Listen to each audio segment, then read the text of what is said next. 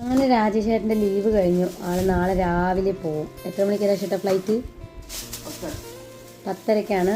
അപ്പോൾ ഞങ്ങളെല്ലാവരും പോകുന്നുണ്ട്. 6:30 ഞങ്ങൾ ഇവിടുന്ന് പോകും. 6:30 6 മണിക്ക്.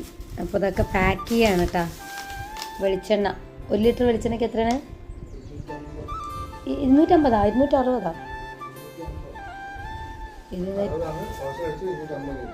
250 രൂപയ്ക്ക് ഇതാ വെളിച്ചെണ്ണ, ചിപ്സ് അല്ല മിക്സർ ഒക്കെ വാങ്ങിച്ചതാ പാക്ക് ചെയ്തുകൊണ്ടിരിക്കുകയാണ്. അങ്ങനെ രാജേഷേട്ടൻ്റെ 20 ദിവസത്തെ ലീവ് ഇതാ വരുമ്പോഴേക്കും കഴിഞ്ഞു. അങ്ങനെ ഇതാ ഡ്രസ്സെല്ലാം എടുത്ത് റെഡിയാക്കി വെക്കണം. ഞാൻ ചെയ്യാമെന്ന് പറഞ്ഞപ്പോൾ വേണ്ട, ഞാൻ കറക്റ്റായിട്ട് വെച്ചോളാം എന്ന് പറഞ്ഞ് എൻ്റെ അടുത്ത് അവിടെ ഇരുന്നോളാം പറഞ്ഞ് അങ്ങനെ ചെയ്തുകൊണ്ടിരിക്കുകയാണ് കേട്ടോ. കുഞ്ഞിപ്പെണ്ണുക നല്ല ഉറക്കത്തിലാണെന്നും അറിയുന്നില്ല. അതാണ് പ്രശ്നം വരുന്നത്. AC ഇട്ടാണ്ട് പോകാൻ പറ്റില്ല. AC ഇടാണ്ട് പറ്റില്ല.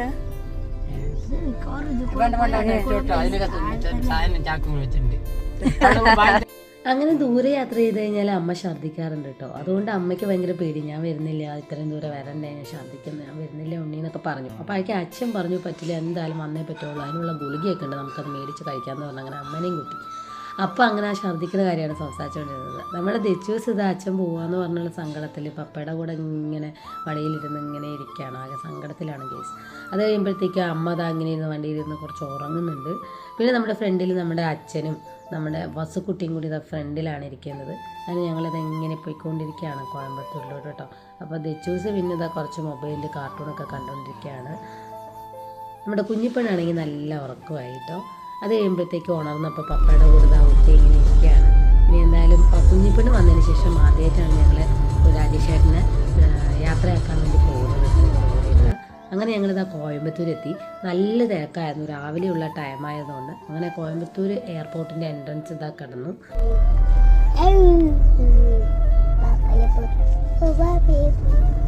അങ്ങനെ എല്ലാവരും ചോദിക്കാറുണ്ട് എറണാകുളത്ത് നിന്ന് ടിക്കറ്റ് എടുത്തൂടെ, എന്തുകൊണ്ടാണ് കോയമ്പത്തൂരിൽ നിന്ന് എടുക്കുന്നതൊക്കെ കുറേ പേര് ചോദിക്കാറുണ്ട് കേട്ടോ. കാരണം നമുക്ക് കോയമ്പത്തൂരിൽ നിന്ന് എടുക്കുമ്പോൾ റേറ്റ് കുറവാണ്. എറണാകുളത്ത് നിന്നാകുമ്പോൾ നല്ല റേറ്റ് കൂടുതലാണ് കേട്ടോ. അതുകൊണ്ടാണ് ഇവിടെ നിന്ന് എടുക്കുന്നത്. പിന്നെ വലിയ തിരക്കും ഉണ്ടാവില്ല.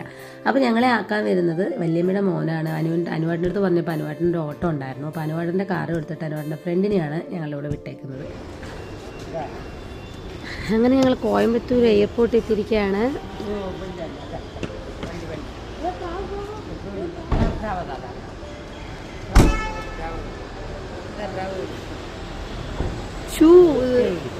നിധിക്കുട്ടി ഇതൊക്കെ കാണുന്നത് ആദ്യമായിട്ടായതുകൊണ്ട് ആളിങ്ങനെ എല്ലാം അങ്ങനെ നോക്കി ഹാപ്പി ആയിട്ടിരിക്കുകയാണ് കേട്ടോ.